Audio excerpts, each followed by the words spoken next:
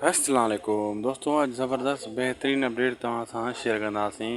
पहिरियों तव्हां सभिनी दोस्तनि खे शाहिद खोसो व्लॉग यूट्यूब चैनल में ख़ुशि आमदीद।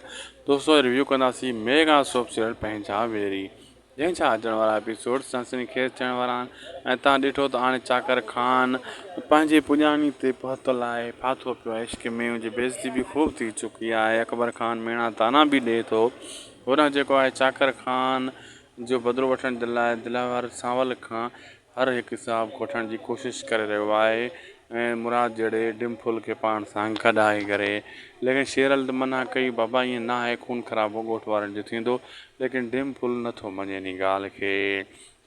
हुन दोस्तो मां तव्हांखे ॿुधाईंदो हलां त सांवल जी ॻिची में फिल्म पवंदो जॾहिं इहा फ़ैसिले जी भञकड़ी थींदी, जेको हिननि फ़ैसिलो कयो हुयो अकबर ख़ान सां। शैतान माण्हू जीअं रूंडे जहिड़ा जा मुराद जहिड़ा इहे भञकड़ी कंदा, जे अकबर ख़ान जी कंध में जेका हिन जे फिल्म पवे सांवल जे कंध में अकबर ख़ान चवे करोड़ रुपया ॾंड भर, पोइ बनियूं खपाए, इहो पटको लाहे उछले। अहिड़े हिसाब सां अचण वारे एपिसोड में इहे सीन तव्हांखे ॾिसण वटां मिलंदा।